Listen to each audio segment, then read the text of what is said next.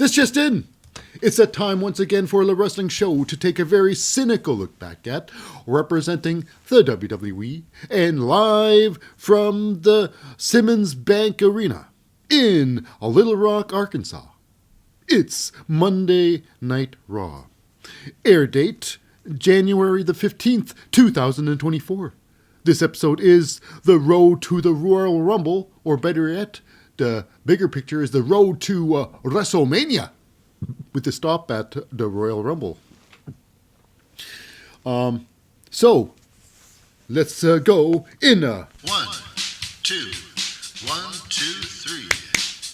Lip really loves wrestling. He likes to talk about it too. If you like to watch wrestling like he do, come and join us on the wrestling show. On the wrestling show. On the wrestling show. Baby.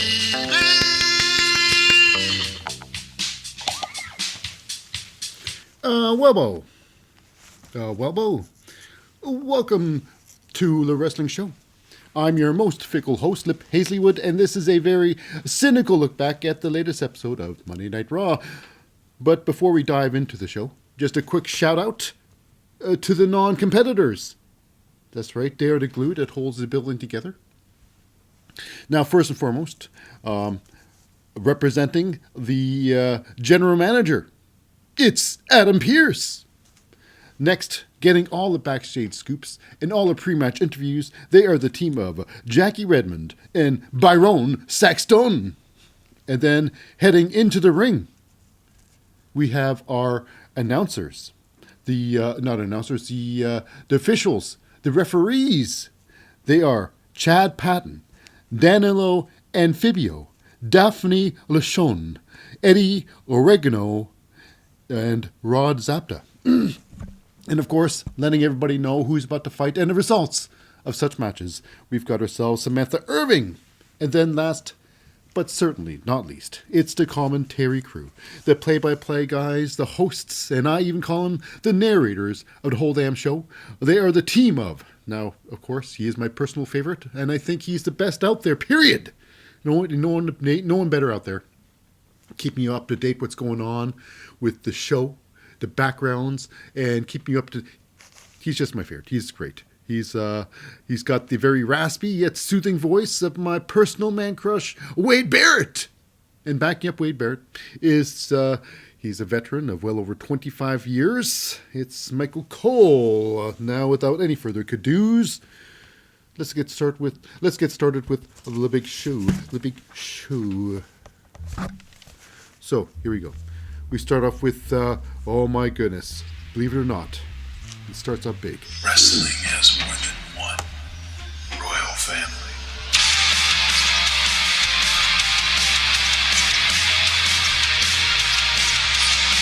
That's right. Your personal favorites. Your everyone's favorite. Mr. Cody Rhodes. I got a rumbling in my bowels, and I think I'm gonna blow. There's a bathroom stall, I'm finally here. The toilet's there, I'm about to blow. I ate 5 tacos before the show. Shut the door and I sit down on the throne. Oh, whoa, I was never party trained when I was younger. My father was never there. I did a poo today, don't have to do lingerie. I told my mother, and if he was here today, I would proudly say, I would have told my father, I'm a big boy now. Don't need no diapers now. Don't need to buy any more Depend. I got my freedom. Oh, Cody Rhodes. We all love that damn song. It's so damn catchy. I love it so much. Anyways, so what's Cody Rhodes gonna be all about? So, Little Rock, what do you want to talk about? What do you want to talk about? and it talks about songs and stuff like Shinsuke. Talks about now the reason why he's talking out here. He's like he's talking about the reason why he came back to the WWE. He's back and he's getting ready for the Royal Rumble to come around. So he's going to make some. Obviously, he wants to be the champion. But as he's talking about is what he wants to do in the WWE, why he's back and such. Why it's Mr. Drew McIntyre comes down to the ring there, and he says, "So what do you want to talk about?" And it's like, wow, Shanky, he's not there, but that's nice. Anyways, so Drew McIntyre, you think he's going to be attacking Cody Rhodes, his person, or his character? But no, as a matter of fact, he starts calling out, he starts blowing steam up Cody Rhodes' arse, talking about how proud of Cody he is, how they've got similar paths, how they had to leave, they left WWE behind to become undeniable, and then get called back to the WWE.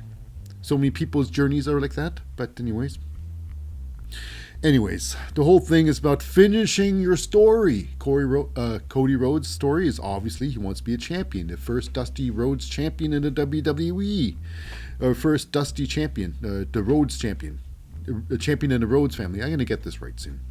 First champion in the Rhodes family, and of course, what Drew McIntyre wants, he just wants. He just wants to. He just doesn't want him to finish the story. But he says, okay, nevertheless. So Drew McIntyre says, yes, you can finish your story, be champion, everything like that, but not before me. But here's the thing: Drew McIntyre has already finished his story. He's been champion two times. But apparently, Drew McIntyre wants to be champion the third time before Cody Rhodes can finish his story being champion one time. Okay. So it's all going to happen at the Royal Rumble. It's going to be a big Royal Rumble. A lot of people. There's a lot of steaks and a lot of potatoes at the Royal Rumble. See what's going to happen there. So yeah, after that we go backstage, and it's interesting because we got a little bit of the Judgment Day. I can say the Judgment Day action backstage. It's with Damian Priest and I guess R-Truth. And apparently R-Truth's been hacking all the Judgment Day merchandise. All of it. He's getting them and reselling it and making money hand over fist, apparently. According to storyline, because there's no way he's doing any selling of anything. Anyway, so he's making some serious cash money, and he's Damian Priest's like, you ain't part of Judgment Day. And R-Truth's like, hey, here's a cut of the profits. You all got to get a cut of the profit. And he gives him a big wad of bills. Not just like $4. Here's the profits I made you $4. Not quite $5. I think $4.27 to be exact. But I went and got myself a Tic Tac. Anyways, so I think R-Truth officially Judgment Day, not officially Judgment Day, but I think he's considered Judgment Day in my books. R-Truth Judgment Day, why not? You know what? He's a comic relief. And I think Judgment Day, they're just getting too serious. They need to have some comic relief, part of their team. So anyways, another thing, there's going to be a tag team match later tonight. R-Truth's going to be part of it, but he's going to be part of Miz's team, and he says, hey, do me a favor tonight, don't tag in. Hear that? That was a burp too. He didn't burp. But he told R-Truth not to tag in his match tonight. And R-Truth gives a wink. Wink. I hear ya. What's that? Hey, little Timmy, little Jimmy, little Stinky. Yeah, R-Truth. I don't know. He's the comedy routine. He's the comedy relief. Period. So now after that, we go to a tag team match. A tag team match, and it's a Judgment Day. It's Dominic Mysterio and JD McDonough. I made a pie. I made an apple pie. At the Fighting, of course. DIY, die, DIY. It's Johnny Gargano and Tommaso Ciampa. This match here was a barn burner, was a knuckle duster. It was good. It was a pretty good fun match. Was it match of the night? No. It was good. Tag team action. Now, here we go. How does it go? Like I say, it's about 18 minutes. Roughly 18 minutes in length. This one here was. It's a lot of fun here. Johnny Gargano, Tommaso Ciampa take the fight outside the ring earlier on and patting themselves on the back.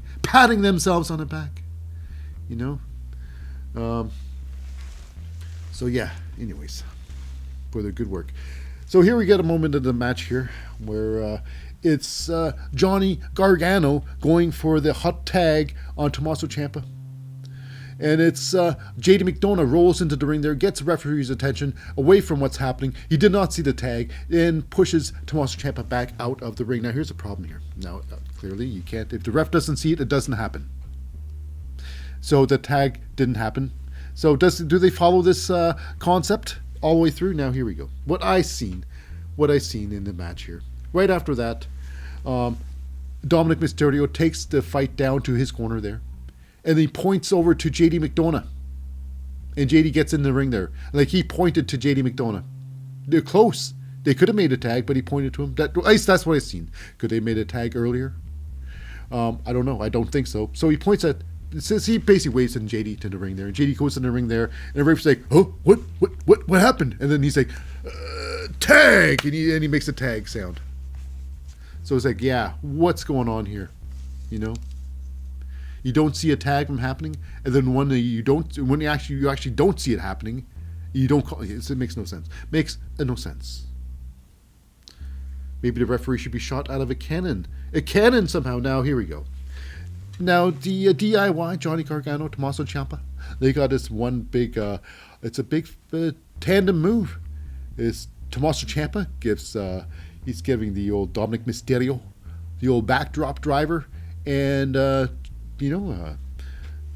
What's that? Johnny Gargano jumps in with it like a Spears type thing, grabbing the other leg and shamming him down. The flying, it's interesting.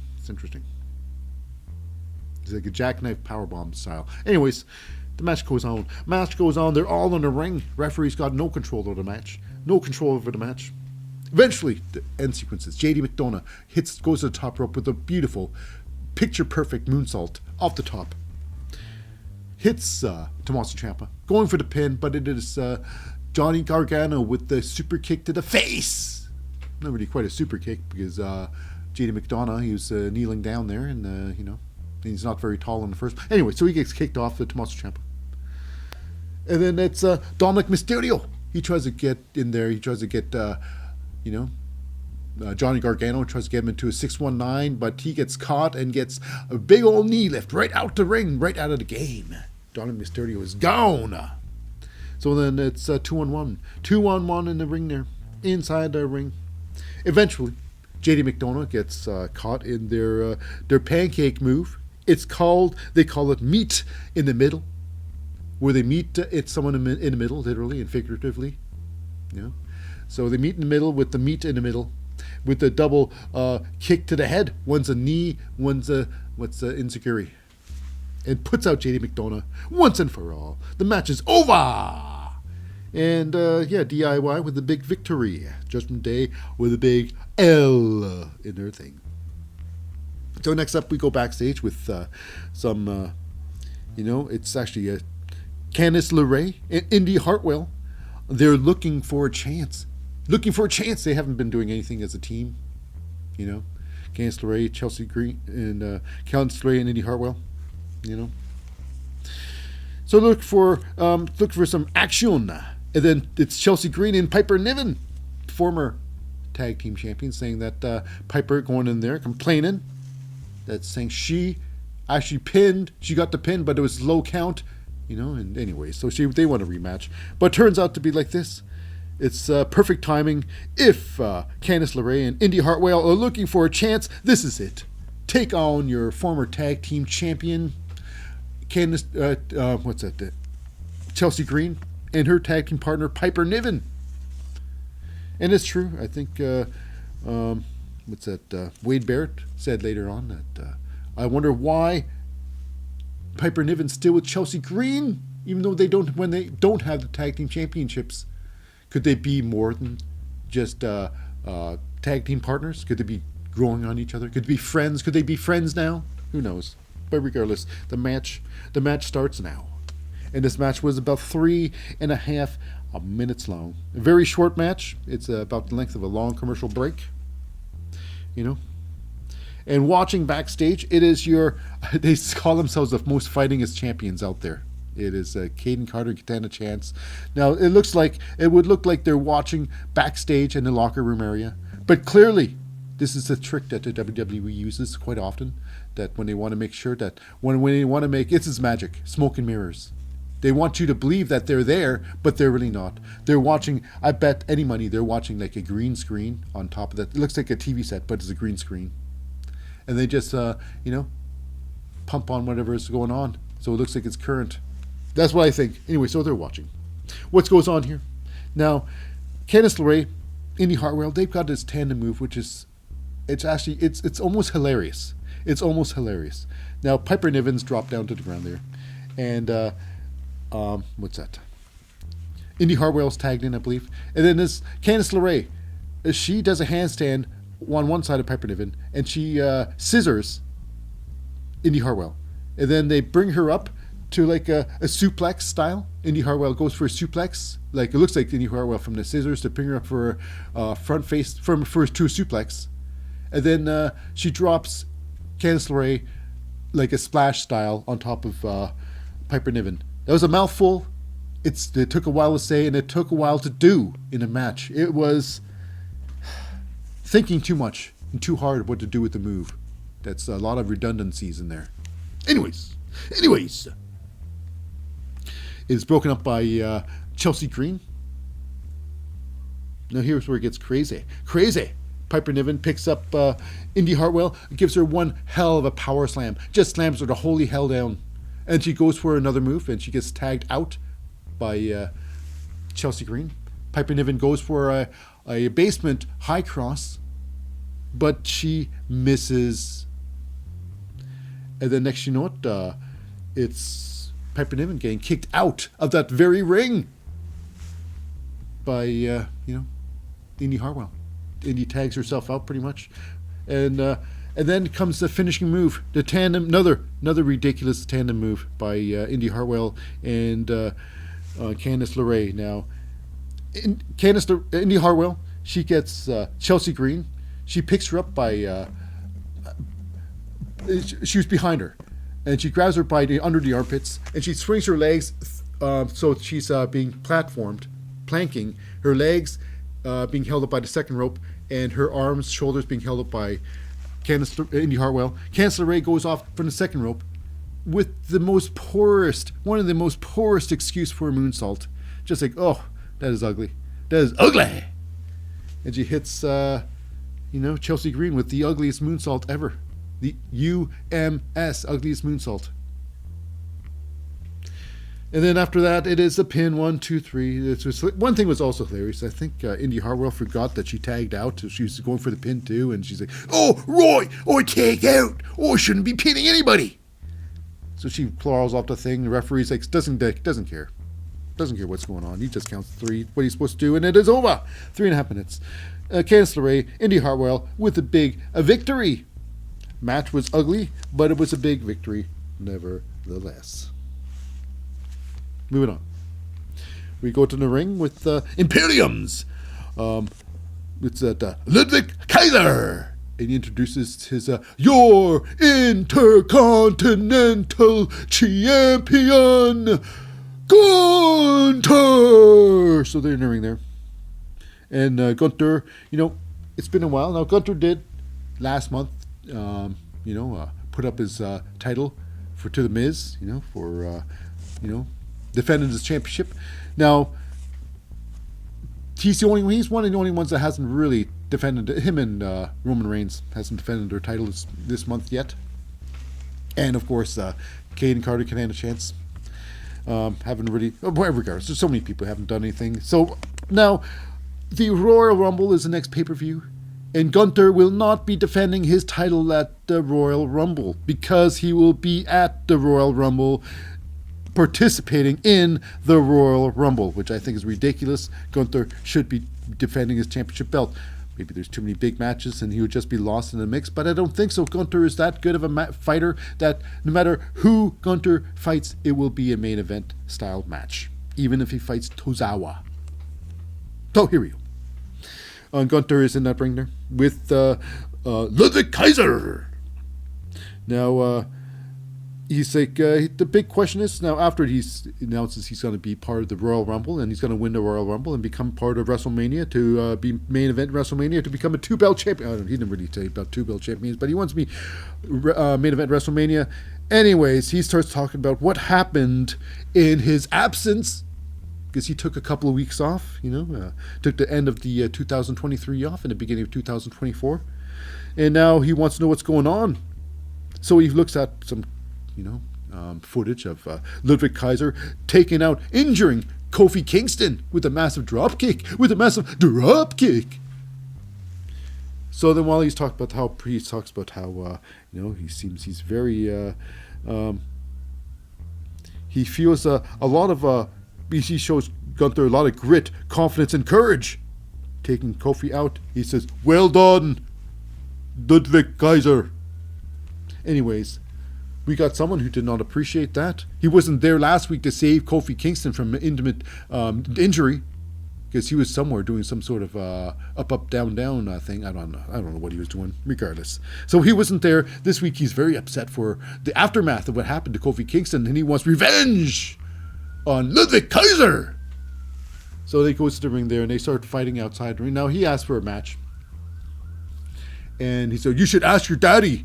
Ask your daddy if it's okay or not." And Gunther, everybody's like, "Who's your daddy?" Gunther is everybody. Everybody knows that. But anyways, Gunther gives the microphone to Ludwig Kaiser and leaves the ring. Leaves everything to Ludwig Kaiser to handle his own. Anyways, they start scrapping before the match, and they get into the ring there, where the match officially starts. And this was about 7 minutes in length. Now they take the fight, they take the fight outside eventually. Ludwig Kaiser throws, now there's a lot of back and forth. It was a good match. It was a lot of fun. Ludwig Kaiser throws Xavier Woods into the ring post, just like a javelin. Pretty crazy. And then he does his patented corner drop kick, where he usually does this with Giovanni Vinci. But Giovanni is injured, so then there's just a single drop kick to the face of Xavier Woods. And then eventually they take the fight outside. Xavier Woods does a more extreme version of Lyra Valkyria's drop kick from inside the ring to outside of the ring. Lyra Valkyria catches herself with her armpits. But Xavier Woods, he slides all the way out, drop kicking the holy hell out of Ludwig Kaiser, throw him right over top of the commentating table. Wade Barrett and Michael Cole had to be pretty quick to get out of the damn way. And then it's Ludwig Kaiser. He tries to set up with a massive chair shot to the face, like he tried to take out, like he did to Kofi Kingston last week. He throws the commentator's chair towards Xavier Woods, misses.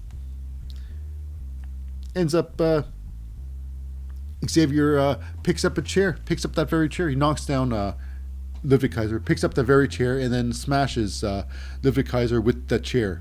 Now, if Xavier Woods would have grabbed Ludwig Kaiser and threw him into the steel steps, and then threw him into the ring post, and then threw him through the table, that would be perfectly legal. Perfectly legal. Nothing would have happened. They would, okay, then you can get your revenge still, but just by throwing him into the ring post or the steel steps.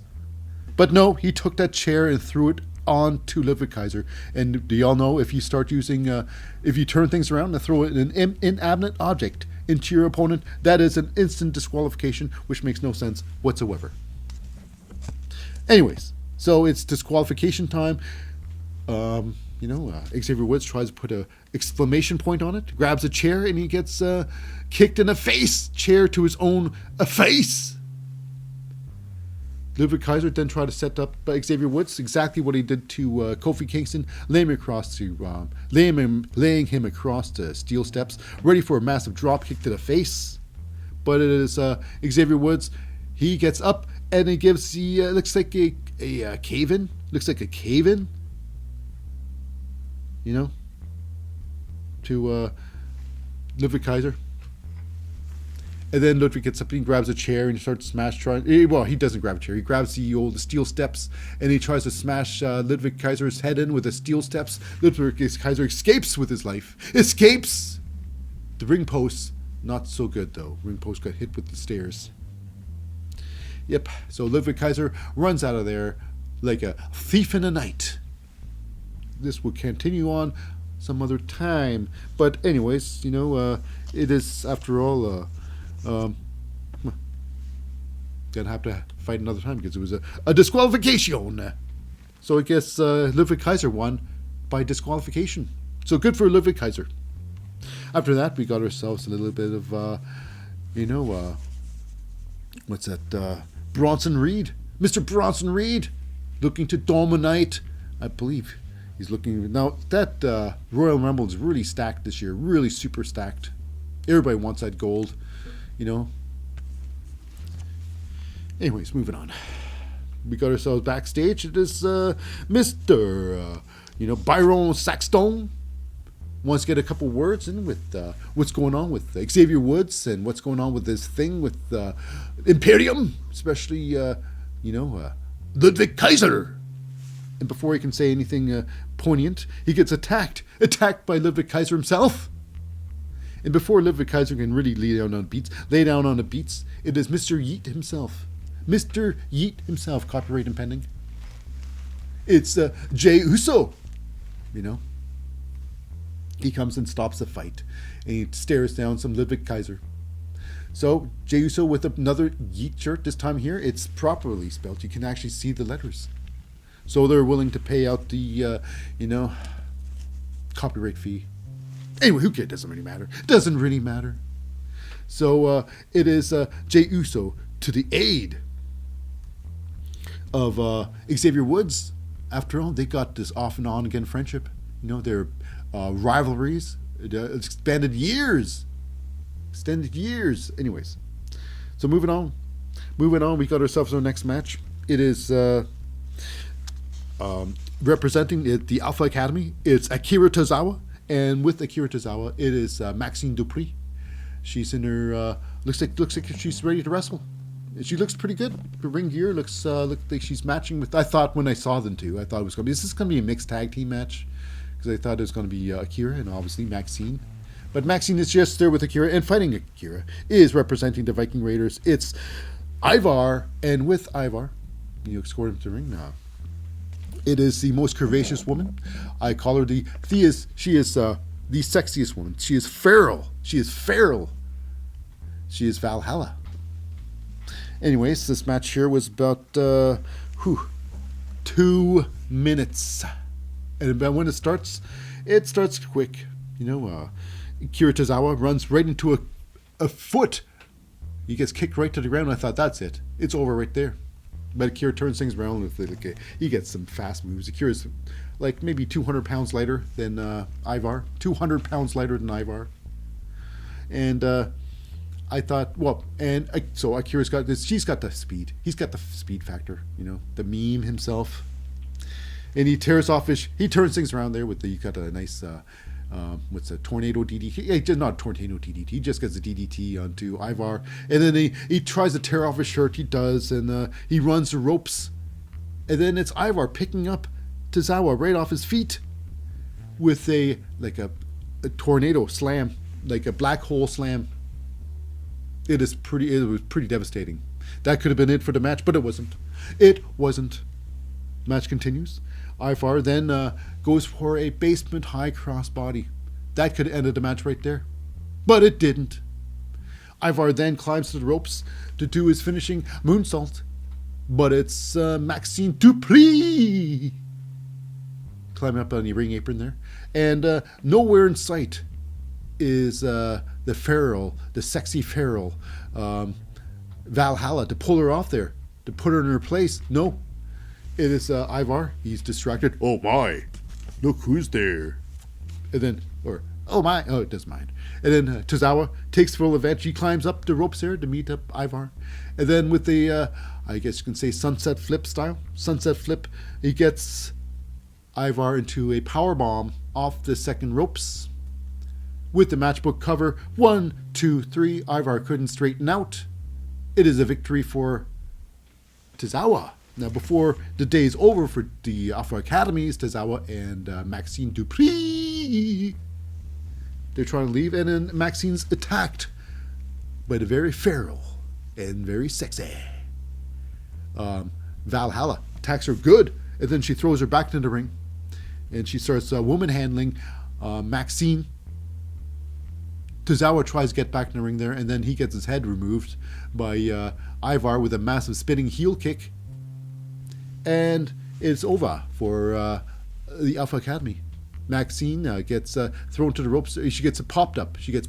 It's Valhalla, I guess, her move, one of her, I guess her finisher, her new finisher is a pop-up headbutt to the face. So she pops up Maxine, and when she comes down there, she pops her in the chin with her head. And knocks them both out, and it is looking good. After that, it's not over for Tozawa. It is Moon Doomsault. It's a moonsault by Ivar right off the top rope, just crushing Tozawa. And it's the Viking Raiders. They get the moral victory, even though he lost. Ivar lost. He squashes the holy hell out of Tozawa, and Valhalla smashes the holy hell out of Maxine with that massive headbutt. So yes, anyways, moving on. We go backstage, and it's with the whole team back there. Brutus Creed, Julius Creed, Otis, and Chad Gable consoling Tozawa and Maxine for the big loss, and it's Ivy Nile. She's all upset because her tag team partner was violated by, Valhalla, the sexiest woman in Raw. Most curvaceous. Anyways, instead of Maxine getting revenge, it is Ivy Nile going to Adam Pearce, requesting a match. And of course, it's Chad Gable. He's upset, so now he's going to challenge Ivar to a match too. So yeah, Ivar versus Chad Gable. It's gonna be good. Will Ivar break his losing streak and get a big victory over Chad Gable? Most likely, I would think so.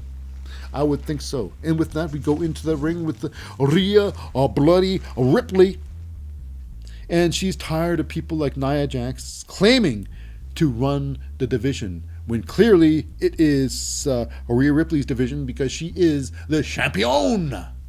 Now, instead of Nia Jax coming down to the ring, telling her what's what, giving her a piece of her mind, it is a person who lost to Nia Jax the other week. It is Becky Lynch. She comes down to there, and she starts talking about herself and Rhea Ripley, talk about their similarities and their differences and whatnot.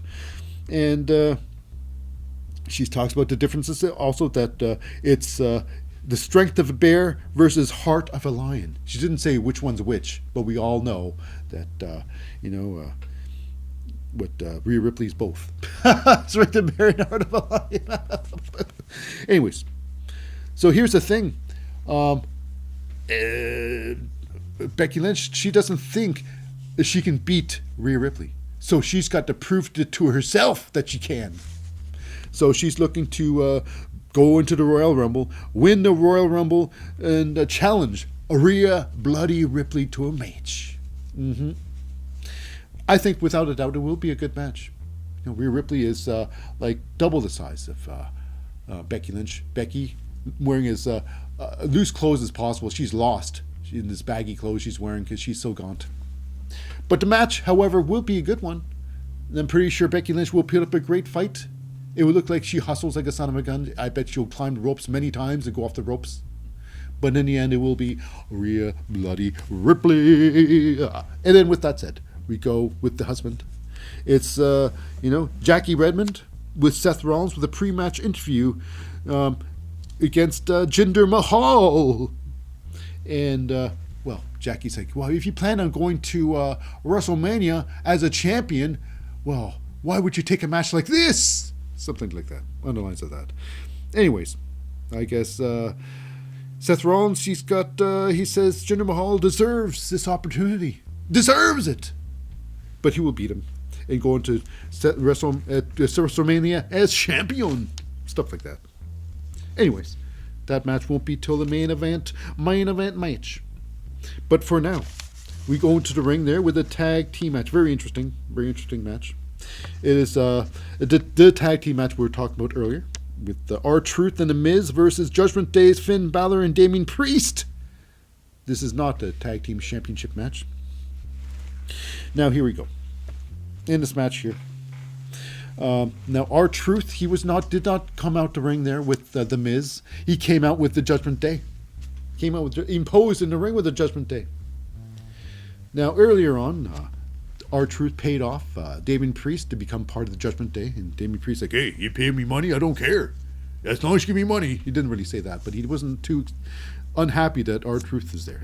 R-Truth, he's Judgment Day. Yes, I'll face it. I've been saying that forever this episode. Anyways, so then before the match starts, he pulls out a wad of cash, he fumbles it on the ground, he starts trying to pick. Now, yeah, just a lot of time wasting moment here. R-Truth pick up the cash and he gives it to Finn Balor. This is your cut. And then he gives a wad of money to Dominic Mysterio. Oh my goodness, R-Truth must have sold thousands of merchandise. Thousands! To give everybody cuts of like hundreds of, I'm not sure, thousands of dollars were given to Damian Priest, Finn Balor, and Dominic Mysterio.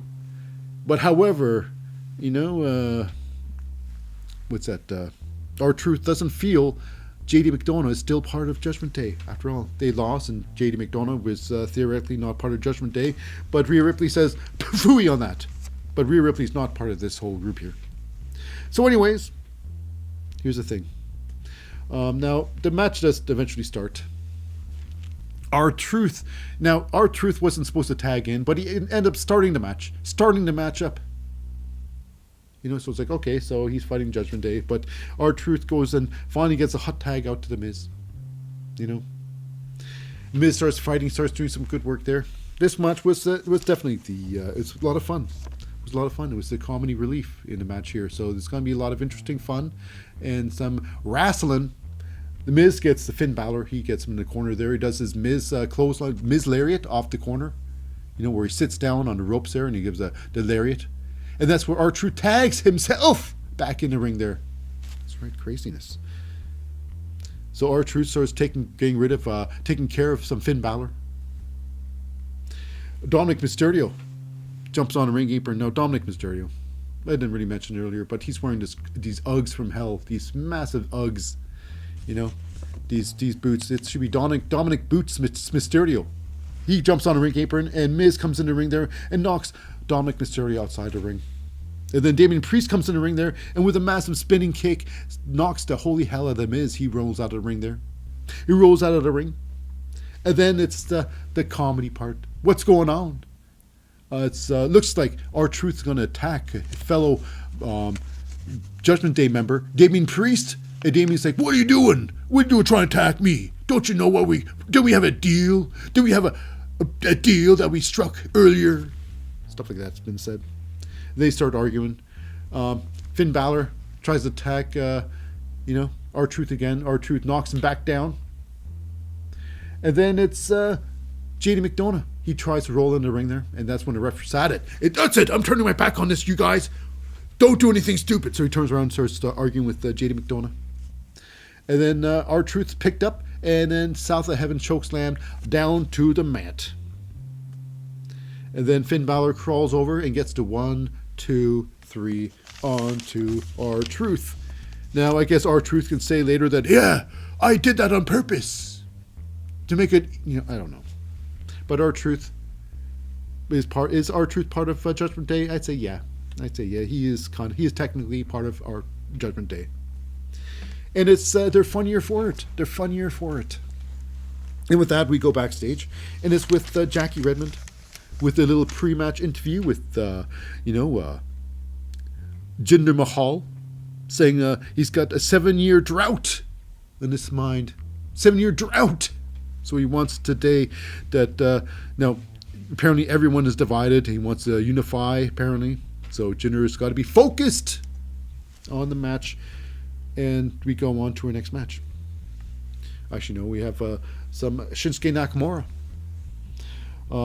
So the match that he lost against Cody Rhodes, that street fight, he couldn't punish Cody Rhodes the way he wanted to, which made him angry.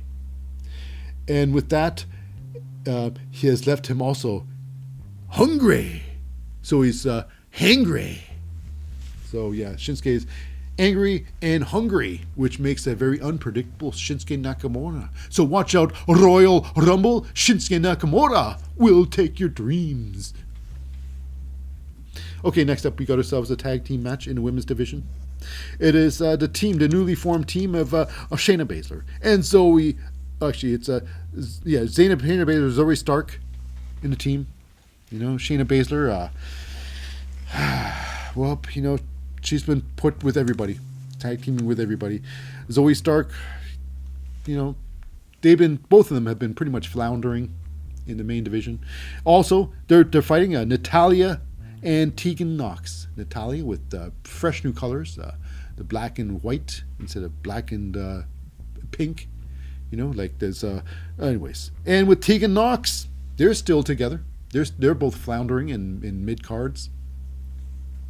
So now, how's this match here? This was about 5.5 minutes long, 5.5 minutes, and it's all Tegan Nox in the beginning. She's trying to take on both Shayna and Zoe. Now Shayna and Zoe feel they can destroy Natalya and Tegan with ease.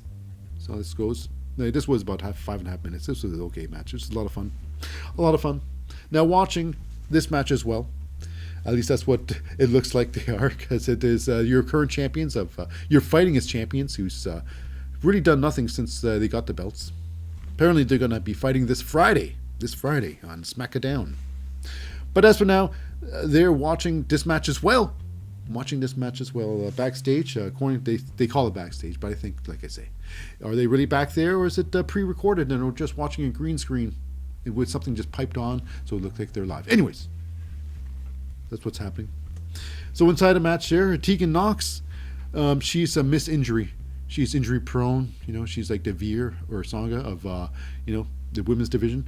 Anyway, she comes out top rope. She does a massive high cross body press as Shayna Baszler. Pretty good stuff. Now, we got a moment here where it looks like it's going to be finished. It's Natalya with a massive, her discus lariat knocks down Shayna Baszler. Zoe Stark tries to run there, and Zoe Stark gets thrown outside the ring there. So Zoe Stark's outside the ring, and then Shayna Baszler is put down. No, Shayna Baszler. Shayna Baszler is put down, and then they try to do the Doomsday device, the Bret Hart and the Hart Foundation finisher, where it's Natalya holds up Shayna Baszler for the massive clothesline, the more massive lariat.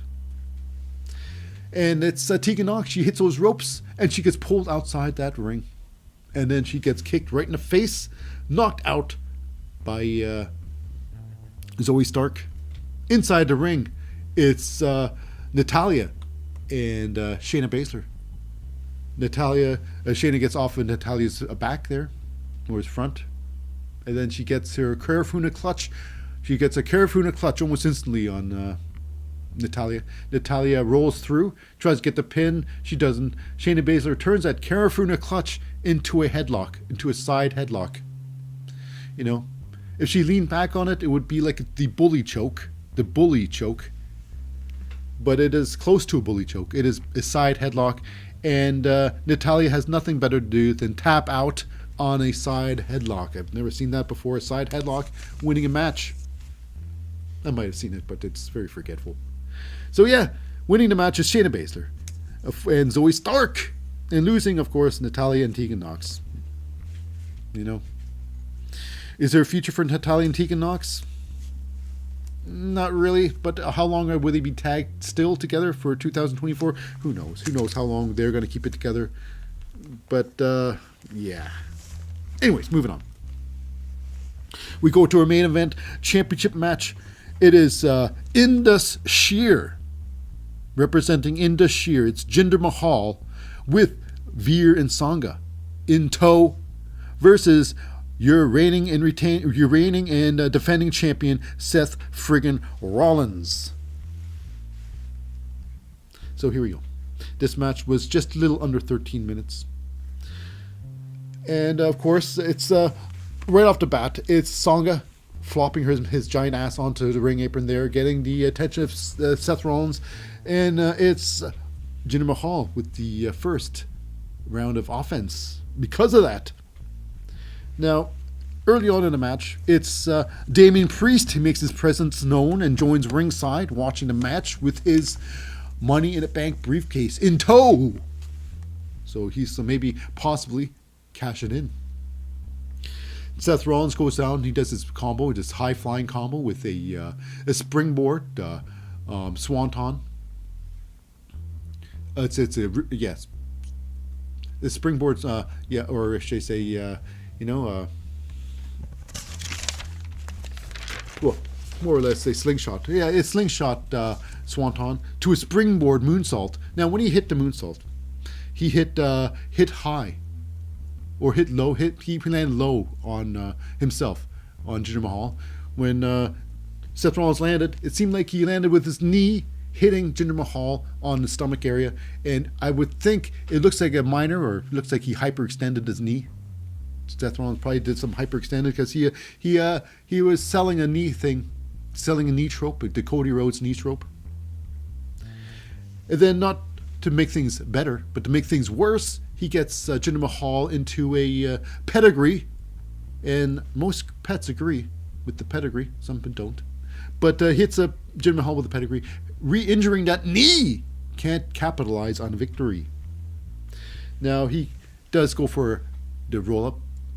He tries to get the pin on Jinder, but they're way too close to ropes. Jinder Mahal, his leg gets pulled, at least very sloppily, trying to pull into the ropes by Veer Mahan. Referee clearly sees Veer is pulling on the leg, but it doesn't throw them outside the match. Nope, doesn't throw them out yet. He just sees, the leg was on the thing. I didn't see that leg, whatever. It's ridiculous. So they fight on. Seth Rollins gets all pissed off. He attacks Veer with the massive tope outside the ring there. He goes back to the ring by a massive high cross body. Tries to squash with a splash Jinder Mahal inside the ring there, but Jinder moves out of the way just in time. And then this is where it gets interesting. Damian Priest decides maybe he should make a move towards the championship gold. So he gets up with his briefcase, and that's where things get rough. Things get rough. It's Drew McIntyre shows up there, helping out his old friend from the three-man band, Jinder Mahal. They've got history. 3MB, baby. As a matter of fact, with the Drew McIntyre history with the Cody Rhodes too.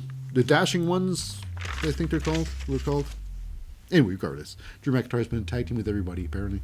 So anyways, he comes in the ring there. He does not want this transaction to take place, and they start fighting. Drew McIntyre and, Damian Priest. And while they're fighting, the referee starts focusing on them outside the ring fighting. He turns his back on Seth Rollins, where he gets a low blow. Is either Sangha helped out, but he gets suckered by, I believe, Jinder Mahal. Something happens back there. He gets suckered back there. Attacked behind the ref's back. Anyways, Jinder Mahal gets a lung blower and tries to get the pin on Seth Rollins, but here we go. Things get crazy. The real ending here, it's Veer jumps on the ropes, gets referee's attention. Sangha throws in a chair into the ring. Now, Songa misses, or the Veer, it's a Jinder Mahal. Nothing happens with the chair. Misses with the chair, drops the chair, and then while the referee is working with the chair, Seth Rollins moves down to the ring ropes, and he gets knocked in the head by by Songa, or by Veer. Veer knocks, it's a lot of happening here. So Veer knocks Seth Rollins with the head with the Money in the Bank briefcase, which Damian Priest dropped earlier. So you think, is this over? Could it be it? And then with the Kalash, the Uranagi by Jinder Mahal puts down Seth Rollins, but Seth Rollins kicks out of it. Oh my goodness. Veer and Songa jump on the ring apron there, and they both get kicked out of the match. Jinder Mahal tries to go for another Kalash. He gets dropped onto the ground there. And before Jinder Mahal can get back up, it is Curb Stomp City. That's it. One curb stomp, and Seth Rollins was in a... Regardless, Seth Rollins beats Jinder Mahal with a curb stomp. 1, 2, 3. Under 13 minutes. A lot of fun. Anyways. That wraps up for another episode of Monday Night Raw for the wrestling show. But for our podcast listener, please stand by. Please stay tuned for after this break. We will have some more The Wrestling Show with some NXT. But for our YouTube friend, that's it for this week. Stay tuned for next week for an all-new episode of The Wrestling Show. I've been your host, Lip Hazlewood, saying, see you for now.